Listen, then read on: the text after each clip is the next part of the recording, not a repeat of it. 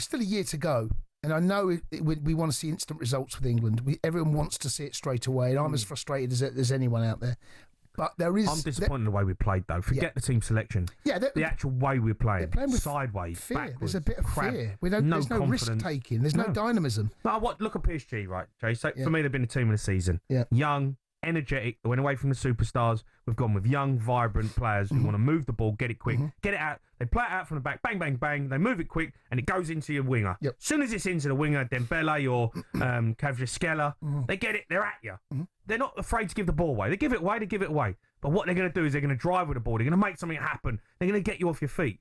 Like, think of Eden Hazard. When I look back at the players, where are them players? Saka can do that. Rashford can do that. Morgan Gibbs-White can do that. You got to have players in your team that are not afraid to get the ball, get it out your winger, and go. Don't come back and give it back and go back around, giving it to Levi Colwill, back to Henderson, back out the other side, Carl Walker, then we're chipping it into Harry Kane. It's boring. Yep. It's so boring. Move the ball quick, get it forward. Well, that's his job, mate. That's Tuchel's job. How hard is it? He saw what we saw. It for 10 years. He's not stupid. He saw what we saw. He was pretty open and honest and ruthless, what he said at the weekend. And I want to see a reaction now. We got a camp in September, right? Beginning of September.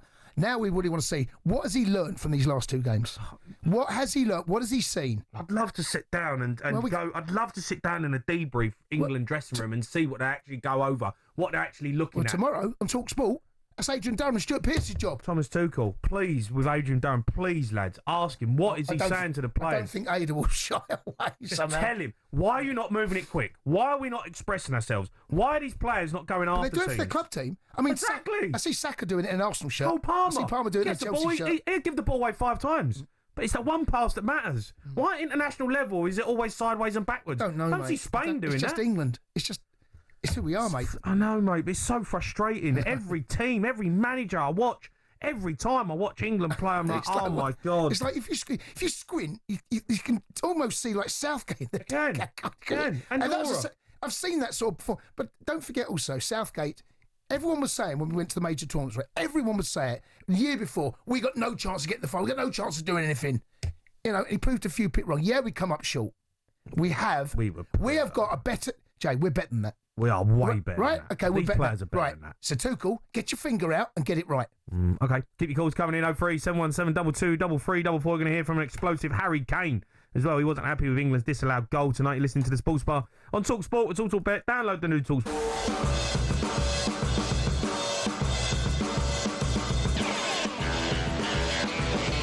Good evening and welcome to the Sports Bar on talkSPORT. Me, Jamie Horan, and Jason Cundy. We're going to be joined by talkSPORT correspondent Ben Jacobs a bit to run us through some of the big transfer stories. But first, England were well beaten by Senegal this evening. Live on talkSPORT, we can hear from Free Line skipper Harry Kane now, who spoke to talkSPORT's Faye Carruthers following the 3-1 loss. Not good enough, similar to the game on Saturday. Probably started the game better today. Had obviously got ahead and looked sharp, especially in behind. But then, just struggled with the ball when we come under. I wouldn't even say full pressure, kind of hard pressure. We were sloppy. We gave balls away. Wasn't able to play 1v1, and that's kind of the story of this camp so far. Without the ball as well, losing probably too many duels, too many battles, and in the end we got punished. Obviously 3-1. Yeah, we should have been 2-2 because the goal is a perfectly legal goal. It's hard to even discuss that, but I think just as professional players for England, we know that we haven't quite reached the standard that we needed to this week, and we have to suck it up. We have to take it on the chin, and September will be here before we know it, and 2 important qualifiers to make sure we get it right. Nights like tonight sometimes help that. It sounds silly, but it brings you together. It makes you feel like it's us against everyone else, and because that's the case. And anyone who plays against England, it's a big final for them. It's a friendly game, but the way they celebrated was like a final. So we have to understand that, and I think it's good for some of the guys who haven't experienced this level to understand that, and it might help going forward. And actually, Thomas Tuchel just said something really interesting to me a moment ago on exactly that. The way the Senegal players celebrated when that third goal went in. He said, I question whether or not we would have celebrated had we scored 3 goals and be 3-1 up in a game like that. Do you feel that? Yeah, I think that's where it comes. When you're a really strong team, it doesn't matter who you play, where you play. When you win, and you celebrate, and you understand winning games is hard, no matter what level. I know there's an expectation for us to win every game, and rightly so, because we've set that expectation. But it's hard. We're playing against a good team. A lot of them players play at the highest level, and you saw their quality out there today. So if you're not quite on it 100%, you get punished. So I just feel like we need to find a bit more of that team togetherness, and it comes with the more camps. Obviously, this is the manager's only second camp. It feels like he's been here for ages already, but it's only his second camp to work, and I think he really wants to try and bring that out of the guys, and that's down to me as well, and some of the other leaders in the team to try and get the group firing on all cylinders a little bit more. I just have to ask you what happened right at the end of the game. Obviously, Jude was so frustrated that his goal had been ruled out, but he appeared to go over to the assistant referee, shout, and then kick the water box, the Lucozade box. We've spoken before about managing tempers on the pitch and during. Have you spoken to Jude about it? How do we try and obviously have that passion but keep it calm at the same time? I think that's a natural. The decision was a crazy decision. I still want to go and talk to, because it wasn't just that decision. I think over the story of the game was some crazy moments. But no, that's Jude. Jude is a passionate guy. I'd rather have that and that. Whether it's a friendly game, he played 30 minutes, but he wants to win. So, of course, maybe it overflares a little bit, but there's nothing he's done there that is too much. He was angry, and rightly so. It would have got us back in the game, and could have easily gone on to win the game. So yeah, Jude is, that's what. One of his best assets is that passion that he brings, especially when you wear the England badge. Sometimes we need more of that as a team. We need to be a little bit more nasty and a little bit, probably going back to the togetherness thing, just more like understanding of we're wearing the 3 lions. So we have to try and implement that as much as we can, but of course it's not easy in the short time that we've had so far. It was Harry Kane speaking after the game to Faker Ruthers. Agree with him on the Jude Bellingham one. I love his passion, love that about him. Comes on for half hour.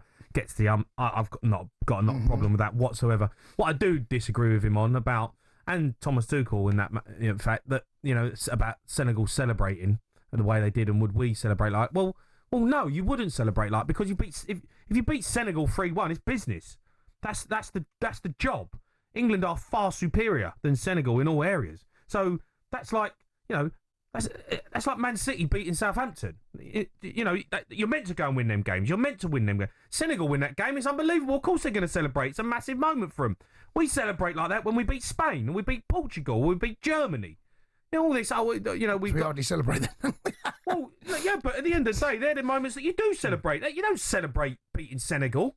Did you find it interesting? They both mentioned it. Yeah. Well, there's obviously, because something has been said. I think Thomas Tuchel said something about it. We need to be a bit more. Maybe they're putting too much pressure on themselves, and they're low on confidence, and it's like, there's so much pressure, and it's more like relief when they win. Right, we go out and show that you're better, and express yourselves to be better, but you're meant to beat Senegal. Yeah, but I found it interesting that he made the point that this first African side ever beat England. All right, so I understand the celebration. I don't think it was over the top.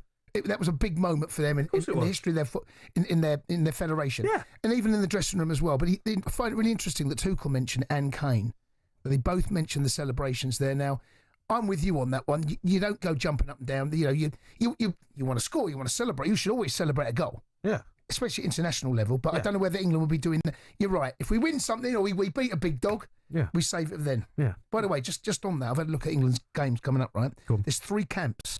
One in September, one in October, one in November.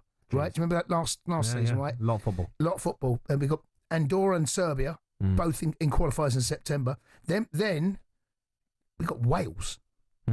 Got Wales, that's a friendly, obviously, and then Latvia, and then going into October, we've got Serbia and Albania again. So we've got 6 games before November. We'll know, by the way, remember I said to you a minute ago, you get it right, between now and the end of November, then we'll find out a lot about what this Thomas Tuchel squad looks like. The Sports Bar with Jamie O'Hara and Jason Cundy. Monday to Thursday nights from 10 on AM, on DAB, via the talkSPORT app and on your smart speaker. talkSPORT.